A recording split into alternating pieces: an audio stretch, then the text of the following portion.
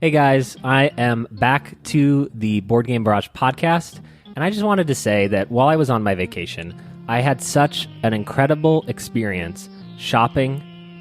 At Target, you can find all of the goods and tools that you need to go camping. Can you believe the exceptional products they have at Target? This podcast is sponsored by Target, Target.com. Target is a fun place to shop.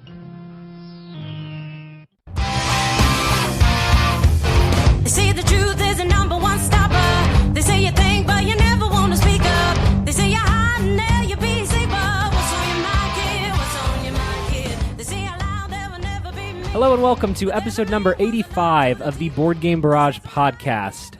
Daddy was away. Oh no, you're Daddy. Wow, yeah. You're the I'm disciplined famously daddy. disciplined daddy. Wait, so what's up make you and me? The son was away. Yeah, my beautiful children. You have a lot of those. What's two more? I am happy to be back here in Board Game Barrage studio, Neelan's closet. I'm a little rusty at the podcasting business after returning from the Grand Canyon. I was dismayed to hear that both of you wished that I would have died there. Wait, no, we said if you die. Yeah, we would did toast never. it. We did toast it, to be fair. That's true. Yeah. What would you have done? The show would have ended. Gone on at immediately. Yeah, three episodes. carried on. Been in the exact same place as we are right now. Seen extreme I'm growth. making a Ben Gesserit prediction. You would have lasted 3 episodes. What would have been the cause of death of the podcast? Lack of interest. Today on the Board Game Barrage podcast, we are going to be talking about the games that we have played this week, and we have played a lot of games this week, and we are going to be talking about our featured topic, and that featured topic today, I'm calling it the 2 episode, and that 2 stands for too long, too short, too complicated, and too simple. This is an episode to talk about the things that make games feel both too long and too short, the things that make games feel too simple and too complicated, and the mechanisms associated with that, and kind of some game examples that fit into all of these categories. But before we do that, let us start with the games that we have played. So I'll kick us off. No, Neelan, why don't you tell us about the game that you have played? We changed how we do this while you were gone. Wait, no, you can't change it. We just go straight into it. Okay, there's a voting system. You know, how do you? Let's 2 out of 3. How do you think we ended up with that theme song? I got outvoted. Yeah, and Wow. have a theme song. Just appealing straight to the base of people that doesn't like the song. I've got that bass on Discord. You know, I gotta stoke them. Okay, I am going to be talking about QE. I am told that stands for quantitative easing. The way that QE works is it is a auction game, effectively. It's quite a simple one that runs fairly quickly, and the way this works is every player is associated with a country, and a bunch of tiles come out. These are sort of whiteboard materials type discs, and each one has an association with a country. So this could be the US, Japan, China, the EU. Is that a country? It's not a country, I suppose, but a country or Collection of countries. Collection of countries. Yeah. Why is the EU the only one? Anyway, and each of these tiles has a country, a type, and a value associated with it. And these are 3 different ways in which you can score at the end of the game based on how many of these tiles that you successfully bid on. So it might just be the raw points that are printed on the tile. If you are associated with the country that the tile comes up, you want to collect more tiles of that country type. And there are also multiple ways to score based on the type. If you collect a bunch of tiles of the same type, you're going to get points, and you're also going to get rewarded for collecting a diverse collection of different types. The twist to this game, which would otherwise seem like a pretty standard auction game. There's always a twist. There's always a twist, and this is a really good one. Each country, each player has a blank check where all they're required to do is write any amount of money on the back as part of the bid. So one player starts off the bid by sort of face up saying, I'm going to start the bid at this amount of, let's say, $100. Everyone then secretly writes down a bid, passes it to the auctioneer for the turn, and the auctioneer reveals 2 things. Anyone that bid at 0, they're taken out of the bid. Also, if you bid 0 once per round, you get rewarded in points as well. And then only who won the bid. So they might say, okay, Japan has the highest bid. They will secretly write down Japan's bid on the back of the rewards tile and pass it to Japan. So only Japan and the auctioneer now know what they bid for that specific tile. And that's the whole game. You keep passing the auctioneer clockwise and you keep going round and round. What's interesting about this is no one actually has money as a sort of a resource. You're bidding based on how much you think you want to spend by the end of the game. Because at the end, whoever spent the most is eliminated.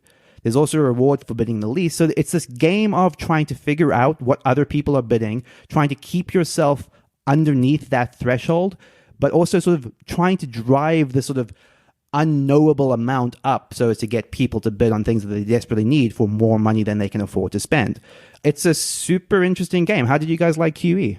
I liked it quite a bit. It has a flavor of High Society, which is a Knizia game that has the same conceit of whoever bids the highest is immediately eliminated upon final scoring. And that's what I thought it was going to be like because of that twist, but it's not quite analogous, I'd say, to High Society.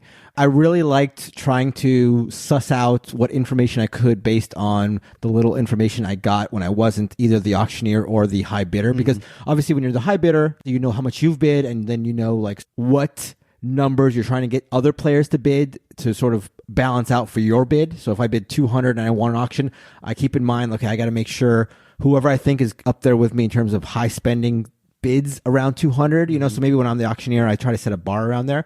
And then obviously as the auctioneer, you know who won the bid, so that gives you an idea of, not only gives you an idea of what the winning bid is, but also like what the other players are willing to spend. Right. You know, it gives you just a sense of that. But I liked, when I didn't win an auction, seeing like what I could figure out from that. From that thing, Yeah, because the auctioneer sets a baseline price, you know, say it's 150. And if I bid like 200 thinking like, you know, I'm in for it here, I'm bidding quite a bit, and somebody else wins, that sort of makes me think, okay, is this person playing fast and loose? What are they thinking? And I just like that sort of like deduction from unknowable sort of information. Right. What makes this game interesting, and hearing and through our multiple games of playing it and through listening to other people talk about QE, is the meta that will develop within your group. I have heard that other groups end up bidding $10 billion or $13 billion, and there's something silly about that on the face of it. You know, our group specifically had this meta around this $100 to $200 sort of range, and then once it got much higher than that, you were expending exceedingly. So if someone would have bet $1,000, they would have lost the game. Just lost the game. Yeah. And so it's funny because at the beginning of a game of QE, which only runs about 30 minutes, this game is super, super quick. At the beginning, everything is being sold for 75, 90, you know, and then it slowly slides its way up till right near the end. You're desperately, you know, you're over 200. It's a 250. It's a 270. You know, and in our last game of QE, I felt like I was so far behind. I had spent so much money that I needed someone to make a big bid in order to get me out of trouble. And so I tried to set the price, I think, at $475, which was probably double what anyone had paid that round. And no one bid on that. No, so I ended up with it. I had to pay $475, but in actuality, the numbers were closer than I thought. Neelan was quite close to me before I was an idiot and bid $475. And what's interesting about that is then there's a scenario where that bid is a little bit lower and it's enough to push me over the edge into the losing position. So, and that's kind of what the game is all about, is sort of trying to find the correct line where either you're going to be giving a tile away at a price that's more than you would want to pay for it, but a good amount for someone else to be paying for it to sort of push them closer to losing the game. I wonder if in our game somebody hit me $1,000 bid in the first round. I don't think they would be absolutely eliminated, even with the numbers we're working. I think so. You think you're right, because you would get more willing to spend higher. Right. Something about once the barrier is higher, you're like, okay, I can go 500 if I really want. Yeah, because if I spend 1,000, then you guys think you have carte blanche to spend more, and then you know you have to spend more against each other, and then that just sort of pulls you up and pulls me back down. I tried to pull everyone up in that game, and it didn't seem to work. I think there's a little bit of groupthink, a little bit of you could all make an alliance to just play on a different plane, you know, and then basically the game of QE is who can spend the second most. Right. That's the game. And so if you know that someone has spent 1,000, all you have to do is figure out how to most effectively spend 999. Right. And so all of the other players could form a sort of meta-y alliance. Yeah. I don't think we ever even approach that. And also, No, of course. the bonus that you get for spending the least was interesting because 6 points in that game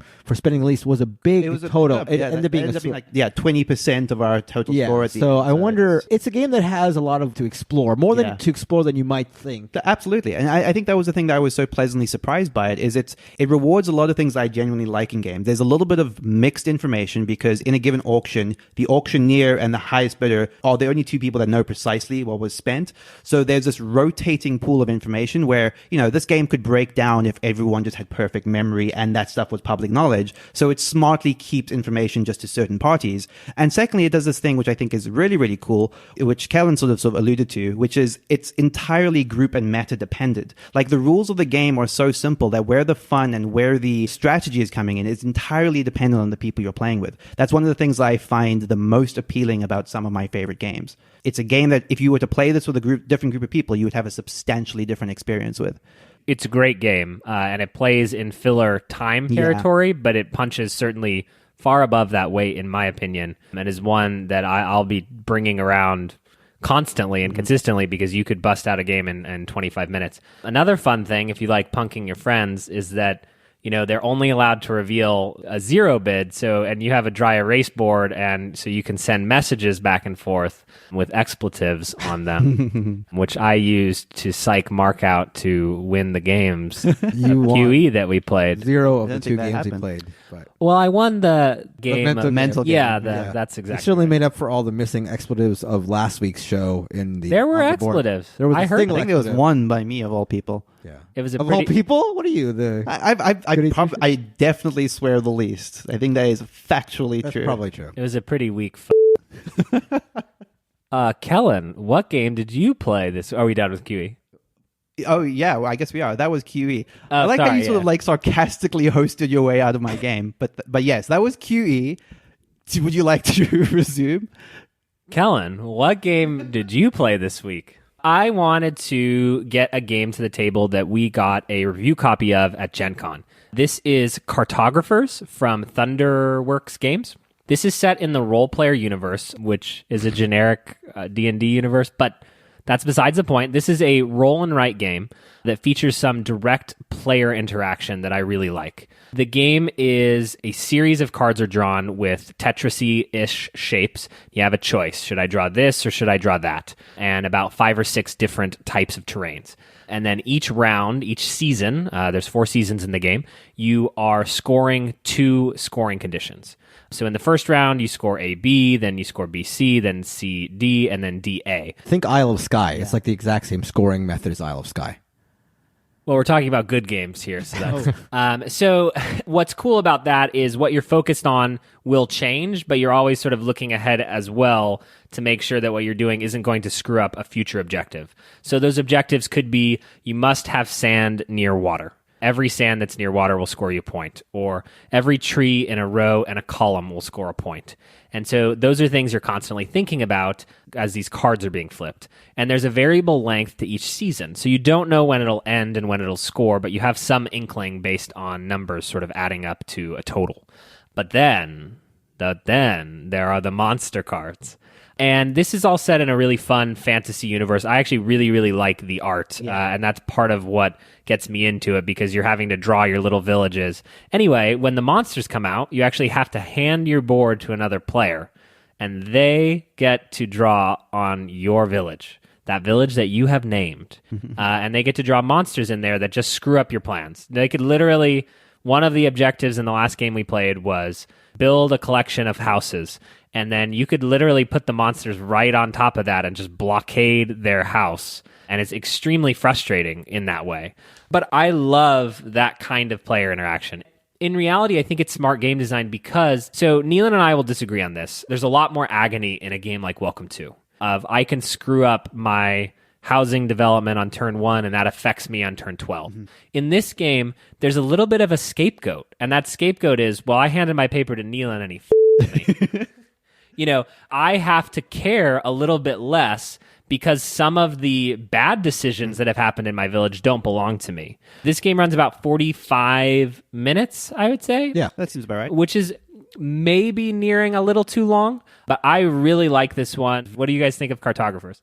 I liked it. It's certainly up there with my favorite roll and write games, or I guess flip and write, whatever we're calling these variations of the roll and write theme. That being said, I think I've sort of cooled a little bit on roll and writes and flip writes in general.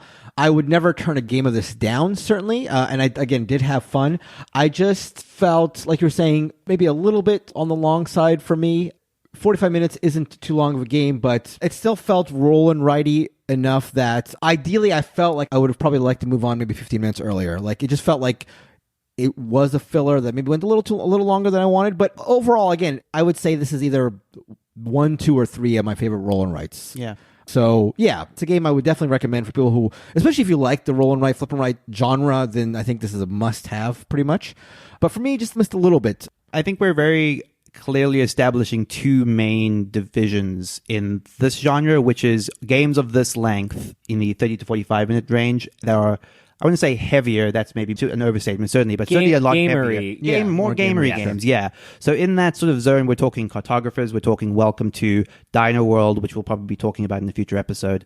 And they're games that I traditionally like a lot. I like the genre a fair bit, but I often feel like the Q games like Quinto and Quicks, those games are great. You can break them out, teach them to almost anyone, and they play in 10 to 15 minutes, but you don't feel like it's not a substantial experience by the end of it. The thing I like about this heavier style of roll and write is one of the most striking things is you get to the end of the game and you look back on what you've done. And because you've been doing that for about half an hour, it looks like a sort of a beautiful creation. Welcome to less so, I would say, but certainly Cartographers, you're creating these very involved, intricate maps that are different between each of the players, depending on how other players have placed your monsters, how they're sort of targeting certain objectives. And the same thing with something like Dino World. It's such a specific creation at the end of it. I admire that a lot.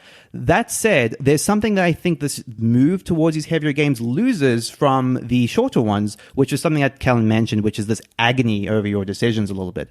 Because that only works if you're in and out of the game in a relatively short amount of time. When you feel like every move can sort of be to your absolute detriment, that's painful if it's in a game that's 45 minutes long. That said, that's kind of one of the things I like a lot about the genre. Feeling like every move is agony, like every move is going to sort of absolutely clinch your position in the game. I felt that substantially less in Cartographers than most of these types of games. That said, like you said, Mark, I mean, it's still one of my favorite roll and write games. It's going to be one of the big hitters in this heavier zone. I've always liked the Isle of Skye style of scoring where you have two objectives that come back and circulate around. It gives you this option to either sort of short-term focus on the stuff coming up or be like, okay, I don't care about A and B. I'm going to focus on my C and D game because I have more time to build towards those. Those are interesting decisions. One thing I really did appreciate about this game is the monster aspect of it, because with roll and writes and flip and writes, one thing I don't like about them is it's like a head down game. Like you're in your own space. There's no reason to interact. And so with the drawing monsters on your opponent's sheets there, it just gave me and us, I think, an opportunity to trash talk. To talk about how we're going to draw monsters on, like your force is going down. We're going to, like, your village is going down. It just made it for a more interactive experience. You're not spending your time concerned about what your opponents are drawing turn by turn, but that break in the head down aspect of it was very refreshing for a roll and write, flip and write. And there are fun decisions in where to draw those monsters, right? Because like Kellen says, you can either be sort of cutting off their deeply laid plans, or you can just be like, put it in an open area, make it hard to surround and give them a bunch of negative points. There's fun stuff to think about, even on those turns where you're just drawing monsters on someone's sheet. It's sort of like you name yourself the cartographer of the village, then you name your land, and then you're drawing all these cute little trees. And then it's like, Mark, don't you touch Barragelandia. Leave it alone, Mark. Don't even think about it, Mark. And then Mark is like smiling as he draws monsters in the absolute worst spot. Right. Yeah. And that's enough for me alongside the fantastic artwork. I'm excited about this one, and I know we'll all be at Strategicon this weekend. I think this will be one that I bring because it'd be a good big one to do with a bigger group of players. That is Cartographers from Thunderworks Games. How many players does that play? Is that like a 1 to 100 sort of deal? I have the box here, Mark. Tell me the answer. Because what would limit it, I guess? Just everyone being able to see the cards. What is the answer? It's not on the box. Uh-oh. Bottom there. 1 to 100. Is it really? Yeah. Look at that. I'm a genius. There it is. I'm a game designer. All 100 Board Game Barrage fans at Strategicon, please find us for the group game of I've got a really big table. Mark, what game do you want to talk about? I want to talk about my most anticipated game of 2019, as well as my most anticipated game from Gen Con, which we just got to the table, and this is the City of the Big Shoulders. What city is the City of the Big Shoulders, Kellen? Chi-Town. Chi-Town, home of the deep dish pizza, Chicago, Illinois. Kanye West. Is he from Chicago? Who could say? He says Shy City a lot. Okay. Maybe he's talking about SHY. Oh, no. I'll Google that. Is Atlanta, Georgia near Chicago? No, they're not actually. Because that's where he was born. Okay. Maybe Atlanta, Georgia is Chi-Town. Maybe they're all shy in Atlanta. I've heard that about. Yeah. Why am I looking at pictures of Kim Kardashian I don't right know now? what's going on. All right, let me bring this back to order. Target is a wonderful store, Mark.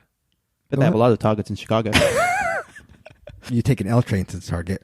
Every L train stop is Target. Anyway, so yes, we played The City of the Big Shoulders by Parallel Games, who gave us a review copy to play, and we tried it out. Our first game was last night. Was it last night?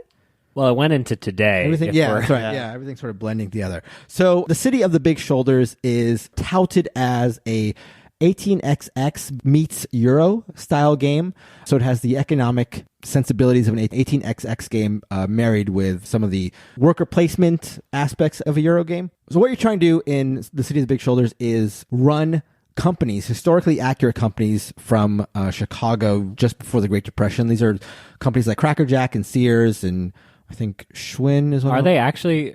Oh, I thought they were all fake. No, they're all real companies. Cracker Jack is fake? Well, I was running a Cracker Jacks, like the box. It didn't have the Cracker Jack artwork I don't on think it. they had the logos, but all the names are real companies. They're all real companies. I was running like a watch company and a pig company. Elgin. You're wearing an Elgin watch right now. I'm looking What at are it. you talking about?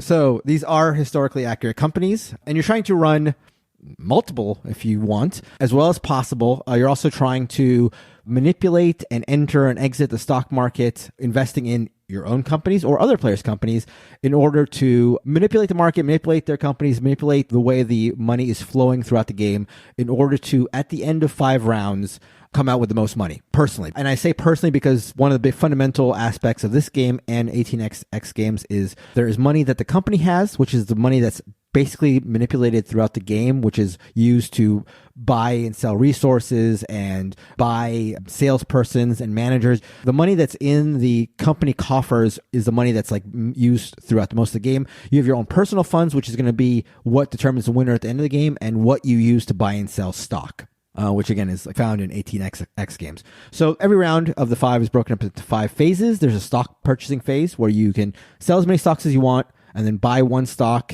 on your turn, and then it keeps going round and round until everybody passes, which is very similar to, again, an 18xx game. I'm just trying to differentiate where they diverge and where they sort of align. The second phase is a phase where you get 3 building tiles. You select one to place on the board, creating a worker placement spot that you will benefit from. You keep one for potentially using in a future round, and you discard one from the game. Those are revealed, and they become worker placement spots for the next phase, which is basically the worker placement phase. These 2 phases are not ever found, to my knowledge, in an 18xx game, but obviously are found in quite a few Euro games. There are plenty of spots printed on the board, as well as the spots you've just laid out. If anybody goes to those spots, you will benefit in one way or the other. Either your company will gain money or you personally will gain money as the players take those actions. After that, the companies operate. So at this point, the companies will use the resources they've gained, the managers they've hired, the salespeople they've hired, and they will be able to buy goods from a market. This goods buying phase is a very tight aspect of it, where a player can get really hurt if the goods he needs to operate his factories are not available. Yes, they can, Mark. I know this has been a sort of a point of contention among people who've been playing this game and reviewing this game because, again, this is a place where 18xx games diverge, but it does have the cutthroat nature of an 18xx game. And then you operate your companies. If you operate your companies especially well and you choose to pay out the profits the company makes, your stock value can go up. If you choose to keep all that money into your company, which you might do because you want your company to have a lot of assets to spend in future rounds, then the stockholders get upset and your stock value goes down. So there's that to consider. And then there's a cleanup phase and you rinse and repeat 5 rounds. And that's the City of the Big Shoulders. I was super psyched as assigning it my number 1 anticipated game of this year, and my number 1 anticipated game from Gen Con 2019 would sort of point out.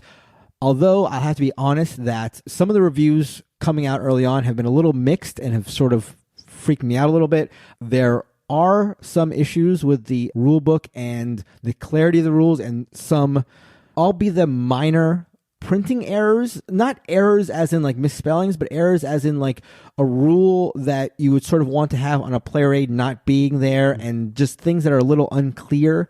And I think those criticisms are fair. And again, these are part of the things that sort of worried me about the game. And actually some criticisms, sorry if I'm extemporizing a little too much here, but there are ways that this game isn't an 18xx game. And that was something I was sort of worried about, because I was hoping that it would really capture the 18xx flavor. And then in reading the rulebook and hearing the criticisms, I was worried that you weren't getting that flavor. But to get to the point, Oh, that would be great. it's an 18xx game. It's going to take a while. It's really not an 18xx game. But I, for one, really enjoyed it. This was a game that was the type of game where, leaving our game night and in the time since we've played upon reflection, I'm just itching to play it again. It clocked in about 3 hours, which is supposed to be a little bit on the high side of what they're touting. They're touting it to be about a 2.5 hour game, which I think is completely possible. And we would definitely get that down. in Yeah, subsequent right, play. right. There was a lot of like trying to clarify things. But while it's not everything that an 18xx game is, it does scratch a lot of the itches that you get when you want to play that type of game. And the variability of the companies, there's something like 15 different companies. They're all different. I'm just very, very, very eager to play it again. I don't think it's going to be a top 10 game for me, but I think it could be a top 50 for sure, if not higher. So what did you guys think of the City of the Big Shoulders? This is one that's sort of been living in my head ever since we played it yesterday, in a way that surprised me, because while I enjoyed my first play of it, I sort of had maybe not the same reaction you did, where it didn't seem like a game that was going to like live on in a game that I would be excited to play again. Like I wouldn't be like chomping at the bit to play this again, but it did sit in my head and I couldn't stop thinking about all the different ways that having a different company would change, or just because there's a lot you can focus on, right? You can focus purely on the stock game. You can focus on sort of trying to get a bunch of very efficiently run companies. The way that you sort of choose buildings to attract people to use them could be a substantial portion of usable money. There's just a lot you can do. And it made me super interested to maybe want to try this again and sort of try a different tack. Because what I ended up doing is kind of maybe the most dull way to play one of these games, which is to focus purely on myself, invest heavily in myself, and sort of get myself geared up and going. And that felt like I was half of the game of sort of trying to invest in other companies. You guys had some interesting interactions where you were buying stock in each other and then selling them to tank Mark's company towards the end of the game. And that felt like the heart of it, to the extent that one thing that you didn't mention that actually bugged me a lot. Yeah. There are these tiles that are randomized at the start of the game. Is that correct? And they're sort of objectives that you can work towards, that you're competing with other players on in order to score big sort of cash payouts. And it created these weird environments. For example, one of them was whoever has the most 10% stock certificates gets a $200 reward or something. And it created this little squabble between Kellen and I over these certificates that didn't seem like that was what the core of the game was. Like, who's going to have the most of these stock certificates? Just felt an arbitrary goal. And actually, you know what? When you made that criticism, I was actually thrilled. Because I also have the same criticism. It's sort of making a game that is trying to balance 18xx and Euro and pulling it, I think, too far into the Euro side. But that sort of felt to me, because you criticized that part of it, it sort of made me feel like you were enjoying the 18xx aspects more, right? Which I can absolutely see. I think I'm still scared of the other stuff that is part of an 18xx game that maybe isn't represented in City of the Big Shoulders, which I am not aware of, quite frankly. But you were describing the stock market in one of these 18x games, and it sounded terrifying. Right. But regardless, I did like the trappings of, it's a genre I have little experience in, but it reminded me of something like an Imperial, where you're more invested in these sort of shells that aren't necessarily mechanics that you have to solely focus on, so much as know when to invest in them and know when to sort of get out of them. And I like a lot about that premise. So let me just set the stage for how this game went. I started the game playing as Pizza Hut in Chicago in the 1800s, and I was doing pretty well, but I knew that I wasn't going to win. Mark's company was doing quite well. Nealon's company was doing equally well, and he was more invested in it. So I opened a no-name watch company. Elgin. a no-name brand that no one has ever heard of, watch company.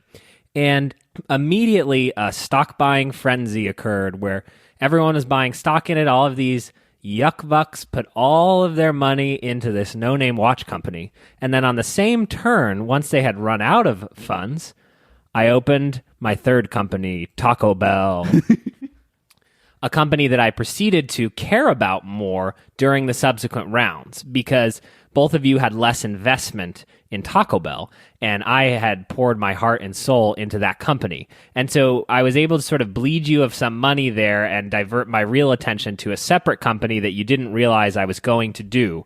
It was very interesting because I opened 3 corporations to both of you are just single companies. And then in the last round of the game, I tanked Mark's company value and won the game to much fanfare and cheering at 1 a.m. I really, really enjoyed this a lot. I'm not sold that all of the disparate systems amalgamate as well as I'd like, but it's a Euro game and it's very interactive. Mm-hmm. There is no question that about a couple of rounds in, I was a little concerned that there wasn't enough interaction. And then all of a sudden, shit got real. Yeah. You know, companies started getting opened. People started realizing the implications of what was to come and figuring it. And it was just agonizingly tense in that last round as we competed over 10%, 20% shares in these companies. Obviously, the closest comparison I can give is a game in my top 50, Imperial 2030, where there is that element of you're taking control of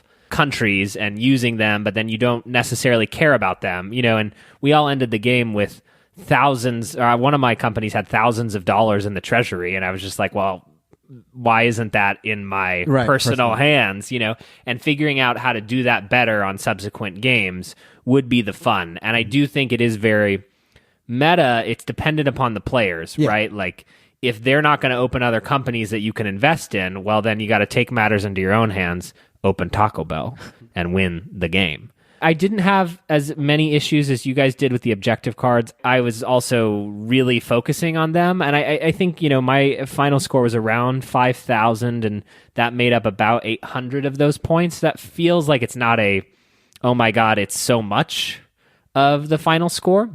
But I can understand where the thought process comes from for being sore losers. It was especially interesting to me because having played Pipeline recently, which Mark and I spoke about last week, also has these similar sort of end-game objective cards, but because that's a purer Euro game and it's more integrated into what feels like the core of that game, it doesn't bug me in that.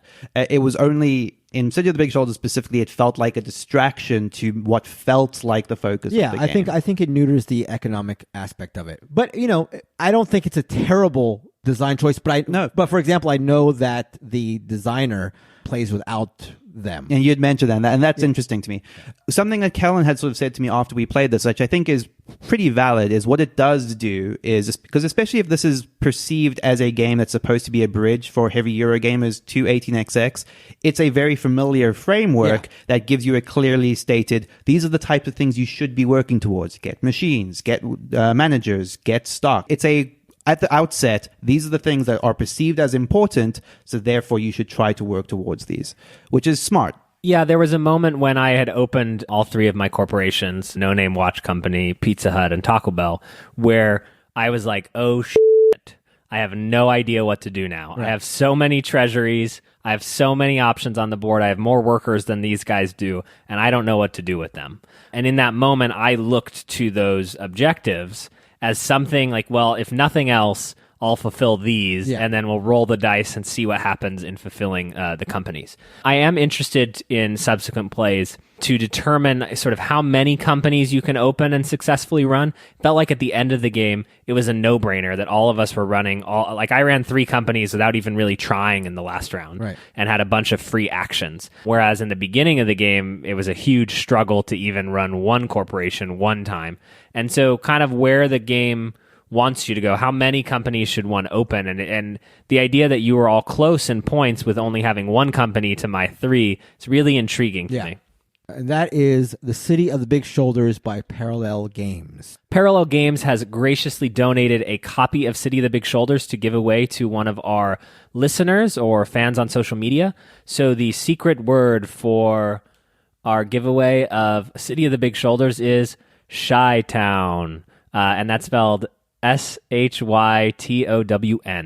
So that'll get you extra entries into the competition. Fortunately, this is a US-only competition, so it is a big box. There are big shoulders, but we're excited to give away a copy of this game. I'm excited to play it again and hope we can do it, honestly, in the next few weeks. I was very surprised by how much I liked this one. I'm really excited about that. And in fact, if you could add 1889, which is the Japanese beginner 18X game, to your Find It for Kellen in the ether and then buy it for me for cheap, steal it from a grandma. Yeah. You just acquire. I don't know how you acquire doesn't it. matter. Don't ask questions. But I'll write you a QE blank check. Okay, sounds good. One of the best ways you can help the Board Game Barrage podcast is to leave us a review. We have always talked about leaving us reviews on Apple Podcast, on Stitcher, wherever you find your podcasts. And we have asked for a review on Yelp, and we have finally received one. This review is from Eddie Rocco Inzuato. I don't know how to say that. I apologize. From GamerNode.com. We'll have to check out your website. So this review is actually attached to the Omni Hotel in Indianapolis, and it's 5 stars, so you're welcome, Omni Severin. And actually, Eddie, you've got a lot of Yelp reviews, so it's hilarious that this is one of your many Yelp reviews. But I will read it now. Coming to you pre-recorded from Omni Hotel, floor 6, room 606, between the sheets, it's the Board Game Barrage podcast. That's in all caps. I think I did it low enough, even though, room 606. Occasionally recorded in the Omni, Board Game Barrage has rapidly become one of my favorite podcasts. It's clear that the hosts are passionate about the material, love putting on the show, and have great chemistry with one another. The show is entertaining, informative, and interesting, and I'm excited to listen whenever it shows up in my feed. Definitely worth subscribing. A Sandy Peterson review. That's great. Is that still on the live Yelp page? That is on Yelp right now, so I think we'll have to link to that in the Discord so everyone can make sure that that is listed as useful. Because currently it has 2 votes as useful. Nice. Maybe we'll get invited back by the Omni next year, and we could get the same. We could demand the same room. Absolutely. Well, that'll be dangerous. Right? Yeah, we probably shouldn't do that. People know where we are. We'll be right next door with a webcam set to see all the fans coming up to room 606. There you go. So thank you so much for that review, Eddie. It is very much appreciated. And yes, we do have great chemistry together. I love looking into their eyes.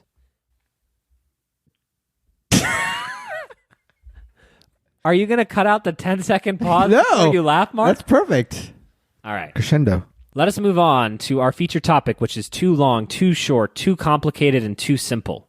I think this is something that was spurred by our plays of many games this week, including In a Grove, City of the Big Shoulders. I think a lot of times we describe games in one of these buckets. That game is just too complicated for what it is. That game is too simple for how long it is. That game is too short for the engine building that I want. That game is too long for what it delivers. So we wanted to talk about some games that fit into these categories, as well as why they feel the way that they do. What did you guys think about when you saw the topic title? I thought it was interesting because we frequently are talking about the games that we love. I mean, that's kind of part and parcel of what we do. But I think some of the subtext of this topic is games that are just slightly edged out from being games we love because of one of these factors. Right. And it's like games that are at the fringes of the games that we would ordinarily talk about a lot. So that in itself was pretty cool, I think. Yeah. So let us start with perhaps the easiest one, I would say. I think the too long is the easiest category. I agree. Games that are just too long for what they deliver. Mark? I think my classic example of this is Citadels. Yep. Got that right. It's a game that Citadels! That's a reference to the Dice Tower. Another game that I've talked about when it comes to games that are too long is Alien Frontiers. It's a game where you are placing dice on your turn, but the problem with that game is that you can't roll your dice until it comes back around to you, so there's a lot of downtime, and it just makes the game too long. A game I just played that I got in a trade and I was excited to try, and I've actually already traded this game away, so I'm hoping the person who I traded it to doesn't listen to this because I still have possession of it. I still haven't given it to them, and I don't want them to back out of it. But that is Cubist, which is a game where you are rolling dice and building quote-unquote pieces of art. And it's just a game that is fine in terms of its premise and how it's played and the mechanics are all fine. It's just the goal in that game is you have to complete these 5 works. It's basically like blueprints, if you guys are familiar with that. You're placing dice and trying to build a structure, and there's rules about what dice go next to which die. But you need to build 5 structures, and that just takes too long because these structures are require 10, 12 dice. And if you're not the first person to get to that structure, all the dice you've been working on are lost. So it just runs too long. So yeah, those are the 3 that popped into mind. Is there some, because they're not all long games. Right. Some of them are short games. Yeah. So is there some rationale, how much shorter does Citadels have to be in order to make the cut? Yeah, I would say if Citadels was half as long, it would be a game that I would enjoy. So it's too simple for its length. Right. It's too simple for its length, and I think the common theme when it comes to games that are too long, for me, is downtime specifically. That's not so much the case in Cubist, because Cubist is, I think, just the rules of the game make it too long. If it was a goal to get to 2 cards, it'd be one thing. But the biggest offender for me when it comes to games that are too long is when it just comes down to downtime. If there's a lot of consideration in your turn, if you can't pre-plan, that's a big no-no for me when it comes to game length. So downtime is one of the biggest factors for one of the games on my list, which is Dead of Winter, which is something we mentioned last week as a game that doesn't seem to have a perfect player count, because if you play it with 3, that reduces the game length, but that's a lot less interactive, a lot less going on. If you play Dead of Winter with 4 or 5, you're just spending so much of the time just basically staring at your phone, for lack of a better descriptor. There's just not much you can do.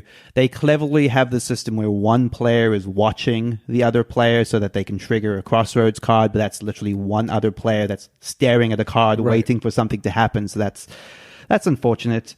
On the opposite end of this idea of downtime being a big offender, Robo Rally is a game where everyone is sort of involved at all times, but still always runs far, far too long.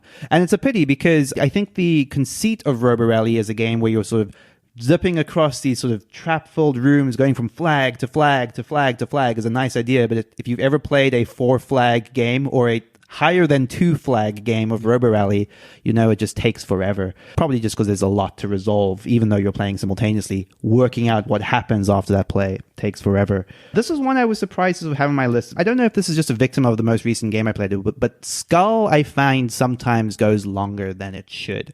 Are you doubling up the playing with 2 copies, or even at the 5-player? In the times I've done it is playing it with more than 4, and I think maybe that's the chief offender. Is if you play it with 4, I've had very pleasant games of this, but the game is designed, there are 2 versions of the game where you can mix them together. I don't know if that's necessarily an intended way to play it, but it definitely supports it. Yeah, they allow it. They lean into it, certainly. But if you play this with more than 4 people, it's a game that can sort of go on indefinitely depending on how people are playing. And often... Like tryhards. Yeah, well, sure. That's how long... That's how a lot of people play, absolutely. And what ends up happening, obviously you could get eliminated early, and you're just watching, or even if you're participating, you're just doing a lot of routine stuff while other people are prolonging the game. I consider that like a grace, that it allows you to seppuku out of the game. I can see that, actually. You just it increasingly becomes more ridiculous, where you do 4 rounds in a row where you just push to make the bid. Right. But I definitely agree with you that in longer player counts, the dominant strategy in an 8-player game of Skull is let the idiots seppuku themselves and then, win the game when there are 3 or 4 people left, which is not satisfying. Right. And then the other games I have written down here are games we've spoken of before. They're just long games. Gods of Atlantis, I think, takes longer than it should. I believe the sequel is hoping to address this in ways I think are quite good. Mage Knight is a game I want to love, but that's your whole afternoon. That's the stuff I have written down for games that are too long.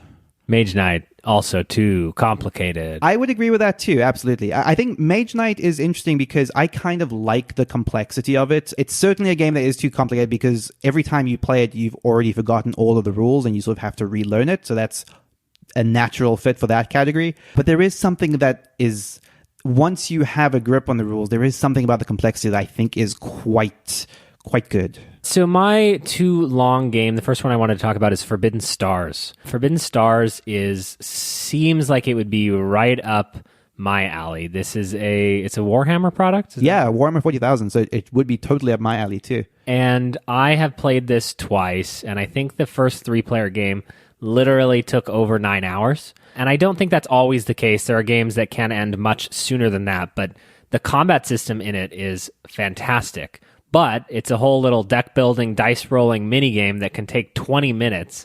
And so you're sitting there, speaking of downtime, Forbidden Stars is all about downtime as you battle other players. But I love the artwork. I love the game. I love everything about it. It's just literally too long. So I shall not be playing Forbidden Stars again. Yeah, it's a real pity. I want to love Forbidden Stars, but even at 2 players, even with no downtime, because if you're in a battle in a 2-player game, obviously you're involved, but it's still, you're talking about 3 or 4 hours. It's just like we didn't play this one together, and I kind of wish we had. It's just too long. Exactly. Who has the time? And the alternative there, in my mind, is Cthulhu Wars, and it's not the same game. For me, a game is too long because something else can deliver almost the same experience in a significantly shorter amount of time. So Cthulhu Wars becomes that alternative for me for the things that I like in Forbidden Stars. Yeah, I would agree with that too. Twilight Imperium, 4th edition, 3rd edition, it doesn't matter what edition. Actually, I haven't played the old edition, so I probably shouldn't say that. But for me, the scope of the game is just not exciting. Feels a lot like you spend 6 hours putting all of your troops together slowly, and then there's a couple battles, and if you lose the major battle, you lose the game. It also has the diplomatic element, which is my favorite part of Twilight Imperium, but you can find that in shorter games. You can find that in games that are also too long, New Angeles, but not too long, like Twilight Imperium 4th edition.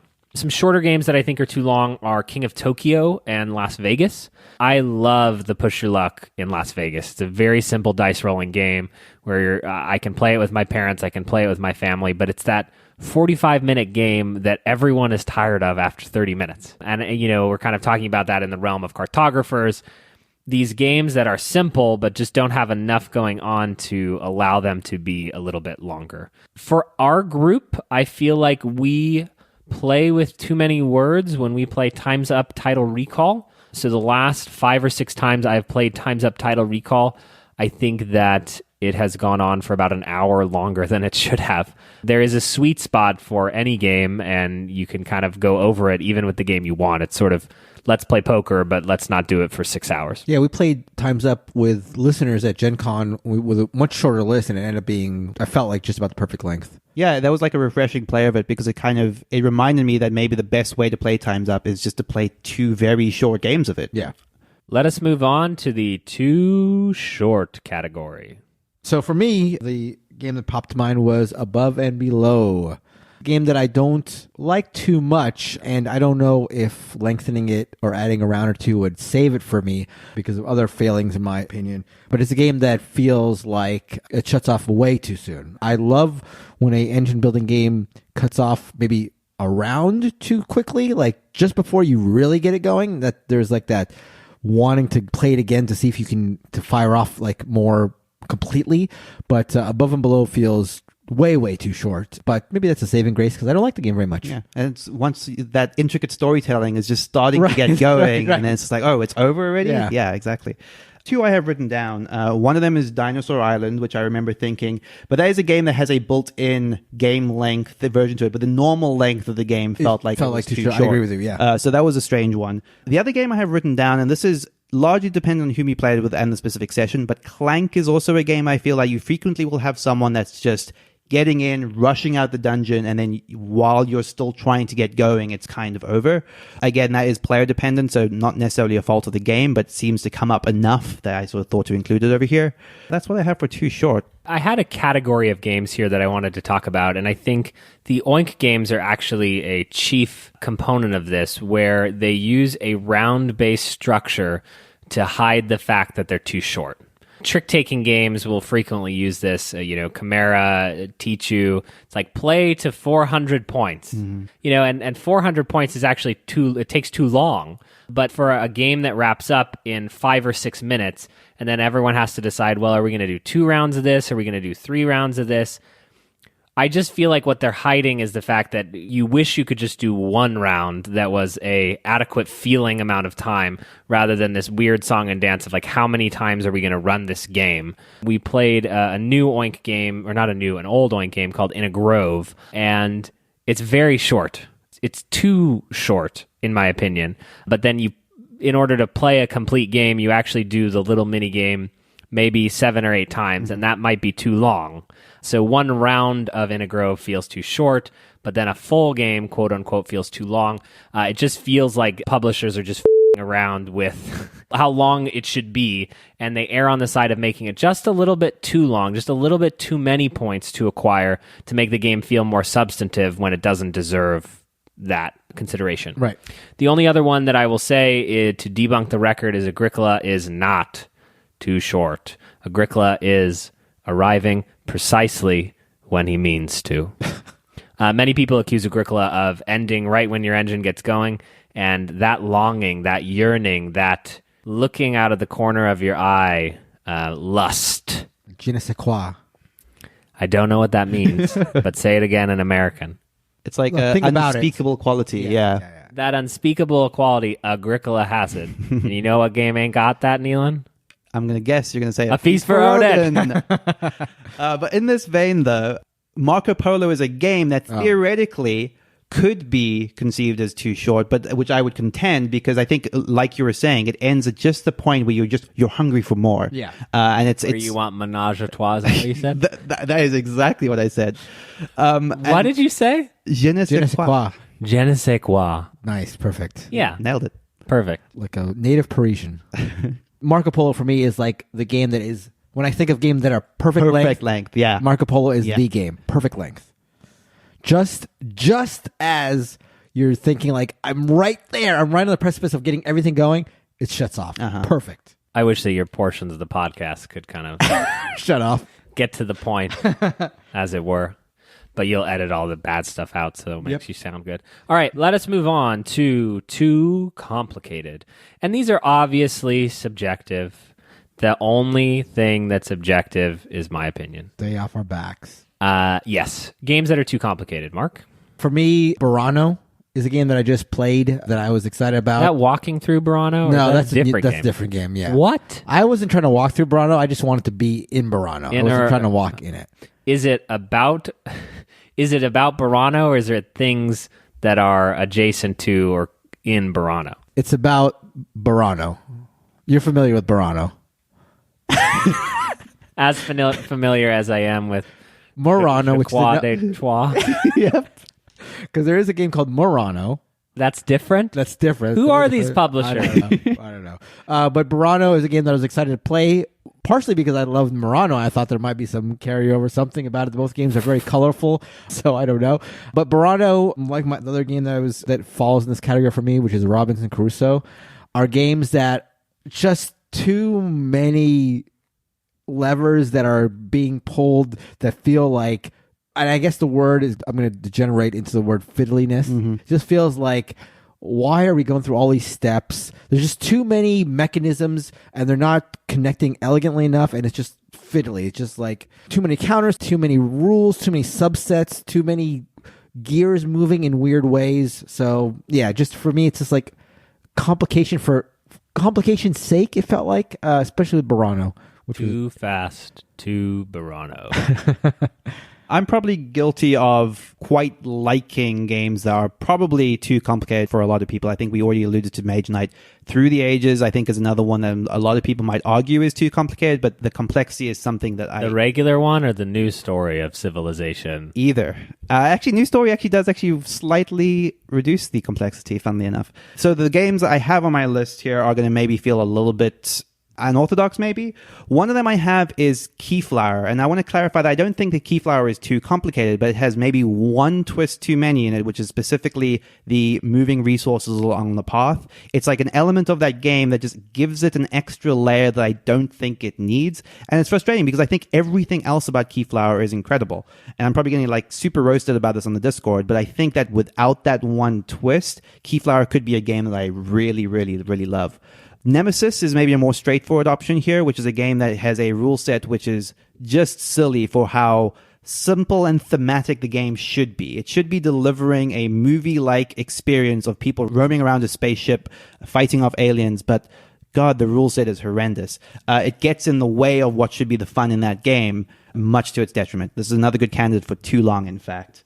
The third game I have on this list is Altiplano, only again because to me this formula was almost perfected in Orléans, and Altiplano sort of adds two layers of complexity with moving around the map and stuff, and it's just like, well, the game didn't need it. I admire the idea of doing a twist on that game, but you just bolted on stuff that didn't make the game better, in my opinion. Cool. For me, Too Complicated is about the complexity of the interactivity, right? The interactivity is what's important, but the simpler the rules can be that force interactivity, the better. So for me, and obviously I don't like this game, so I'm going to get shit for it, is Escape Plan. And actually among Lacerda fans, it's widely considered the one that the rule set does not justify the depth of the gameplay. And I need to play some of his other games to see if the complexity of the rule set justifies the gameplay. Escape Plan overall feels too simple for how much it takes to get to interacting with it for me. On the other end of the spectrum, a really small card game that I think is too complicated is called Skull King. Skull King is a trick-taking Oh Hell variant. It's literally Oh Hell with a bunch of special rolls added to it. A lot of people really enjoy that chaos of, oh, now there's a Skull King, and the only thing that can beat the Skull King is the Kraken or the Mermaid. But for me, Oh Hell is a great game. Wizard is a great game. I love simple, these sort of trick-taking, shedding, get rid of your cards, all of that genre of games I like, but you can take it too far, and I believe that Skull King has taken it too far, but many people love it. You're going to make one of our new friends, Matthew Jude, upset. This is one of his top 10 games, I believe. Skull King? Yeah. But see, I think he just hasn't played Oh Hell or Wizard. Ooh, taking shots. Sorry, Matthew Jude. It's fine. Yeah. It's good, but it's like everything that has been added to it. It's like I had a deck of cards. We played Skull King at the bottom of the Grand Canyon, and it's like, we're just going to go back to Oh Hell, and now my dad can play, and it's as good as it was before. Right. Because he's not going to remember which mermaid murders which captain. There's 5 different captains, and they all have special powers when they win the trick. That's ridiculous. One of the special powers is look through the entire deck of cards not in the game. And then it says, but don't take too long. And there could be like 50 cards. Yeah, right. Oh, how elegant, Mark. The last category, too simple. Once again, subjective. I will start Kingdomino. I don't get It's it. on my list. Oh, brothers. Or wait, what did we used to call it? What? Oh, triple crossover. Do you have Kingdomino on there? Not having Yeah. Loser. Double crossover. Kingdomino. Just play Carcassonne. Just play even Isle of Skye. Heaven forbid. Heaven forbid you like Isle of Skye, but even Isle of Skye, there are these games where you set them up, you play them, everyone looks at each other and goes, oh, Mark won. That's true. That usually is how it goes. Continue. Who put Okay, the go city on, their yes. big shoulders? Was it I? I didn't anticipate the Pizza Hut Taco Bell strategy was a problem. Yeah, I had pizza in one hand, taco in the other, and my shitty watch. And I f***ed both of you. To be clear, Taco Bell and Pizza Hut are not companies in the city of big shoulders. You said they're all based on real companies. What are you talking about? Another game that I believe to be too simple is this micro genre of games like Win, Lose, or Banana, the robot game that we played recently. It's like people buy games as these little novelties, but then the game is not a game. It's just a novelty. It's too simple. It's annoying. Don't do it. All right, let's get to a real game. Ethnos. Ethnos, I believe, to be too simple. Ethnos is a game where you are mixing different sets of cards and then playing an area control game. But what's cool is that because you're only using a small subset of those different forest creatures and mythical beasts, the powers that they have are different each game. But ultimately, the game devolves into top decking, where you draw cards from the top of the deck, and the game ends in 30 to 45 minutes. It's very short. It's very simple. It's Ticket to Ride-esque, is what people say. I just feel like the game needs a bigger focus. It needs one more twist. It needs one expansion. So for me, I interpret it too simple as maybe it just needs one more thing to take it from that, oh, this is fine, to, oh, look at you. Oh my God. I wish you hadn't been looking at me when you said that. That made me very uncomfortable. What about you guys? What do you got on your list? I'm Really quick- devolving out of coherence. Well, about Ethnos, I think that's one that I borderline on disagreeing with you on because I think. Well, actually, I don't know because the times I've played Ethnos, I've sort of had this sort of sense that it's Nos. what? You said Nos. Pretty sure it's Ethnos. This is the native tongue of the Ethnosian people that you're. Where is Ethnosia again? Burano. Yeah, that's right next door. Next to Chi-Town. Yeah, the couple of times I've played it, it does seem to devolve into that, like you say, just top decking for the next best card. And I always wonder, is there just something that we're doing wrong? Like, because people have a lot of praise for this, and I've always wondered like why it never quite lives up to that. But I can see the good in Ethnos, like, you know, just so close. But it feels like there's just like one small twist on the mechanics of the cards, you say, that would get it there. I want it to be better than it is. I want to believe it's better than it is, but yeah. I've only played Ethnos once, but I think I disagree with all three of your games. I All like three of our games? all three of your games. Oh, okay. Kingdomino. Kingdomino, I think it's fine. I think for how quick it is, I like that drafting mechanic. The like, if you draft a really good tile, then you're going to be drafting a bad tile the next round. And I just think it plays fast enough. I think it has a mass appeal that I like. Ethnos, I only played it the one time, so I could be wrong about this, but I like the quickness of it. I liked how fast it went. Maybe it made up for the too simple for me by being shorter than where it starts to drag on. What was the third game you had? Win, Loser, Banana. Win, Loser, Banana is fine. I had 3 cards. I mean, it's, yeah. You'd recommend people buy Win, Loser, Banana?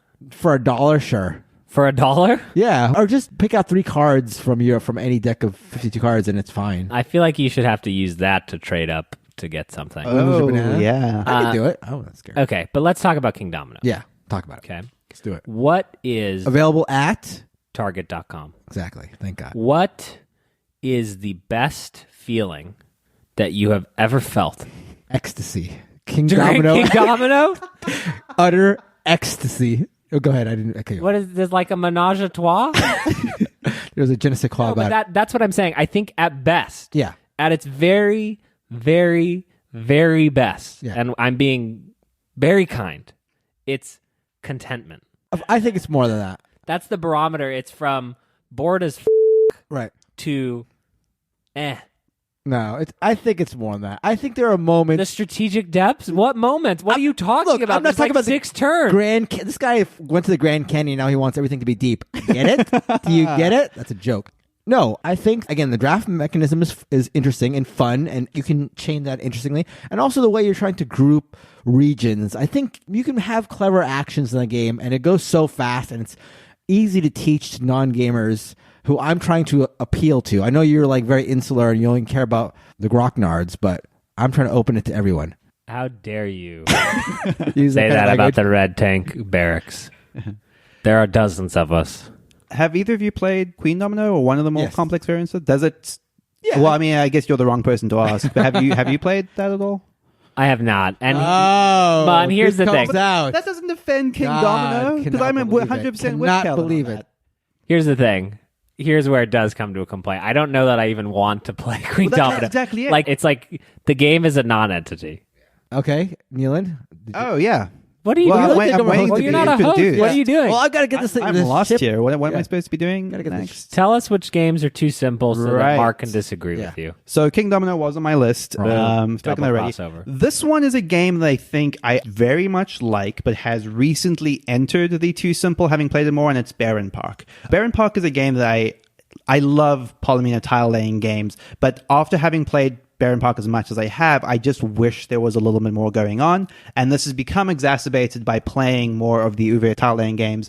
Indian Summer, in particular, Yeah. is close enough in feel to Bärenpark with just a little bit more layer on, not necessarily strategy, but just there's something more there. There's something more interesting to what you're doing while feeling like a very similar type of game. And super quick. Super quick. Super like, quick. I would say it's actually even quicker than Bärenpark, to be quite honest. I've never played Bärenpark, but I can't imagine many games of that depth right. and weight being shorter than Indian Summer. Yeah. Indian Summer was like 15 minutes or something like Crazy. that. Yeah, exactly. The last game on my list is a game I want to love. I like it, but it is Betrayal in the House of the Hill.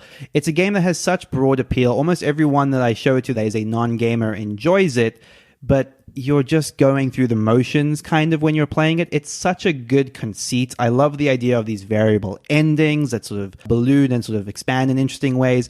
But the process of playing Betrayal in Summer is basically monotony of moving from room to room, getting items which may or may not matter. You're all building towards the thing that you actually care about, which is the final third of the game.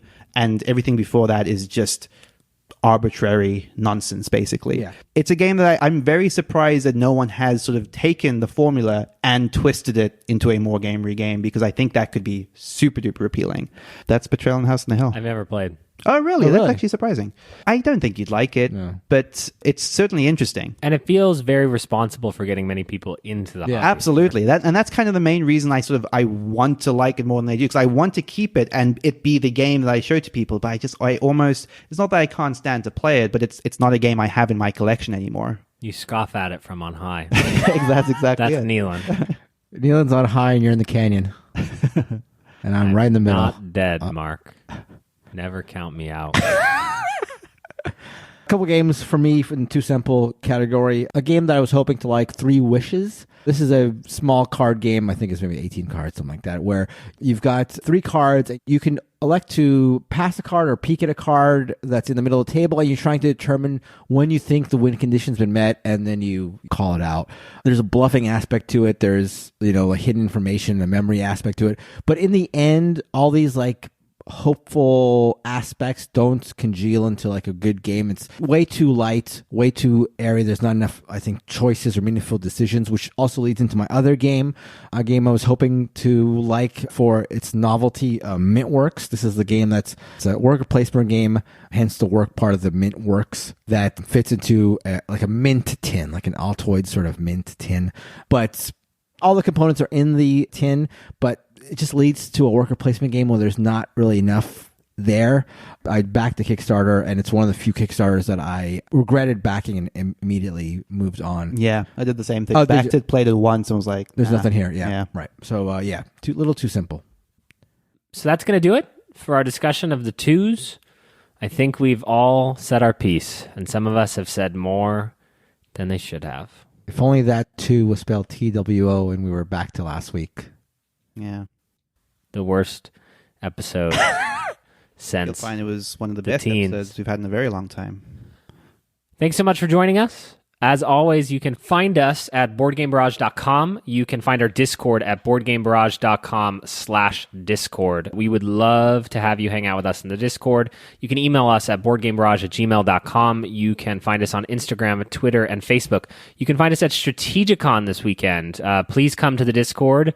We will be at Strategicon at least on Saturday, maybe some of us on other days as well, for trading, for game playing. It's going to be great. Thank you to Heart Society Music for their song "What's on Your Mind, Kid," which constantly makes me think in the shower, "What's on your mind, kid?"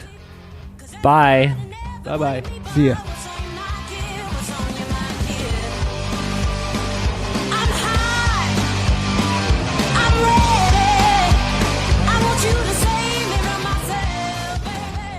I'll play the Target theme song behind you. Yeah. And now back to the episode. I think that's just before the... Yeah, Before the music. Yeah, before the music. sure. Although I really hope it's not a lot of people's first episode. This podcast is sponsored by Target, Target.com. Can we say that? Yeah, of course we can say that. All What are you right. talking about? All right. Okay. I wasn't even trying to be a dick at the end there. I really wasn't. Right.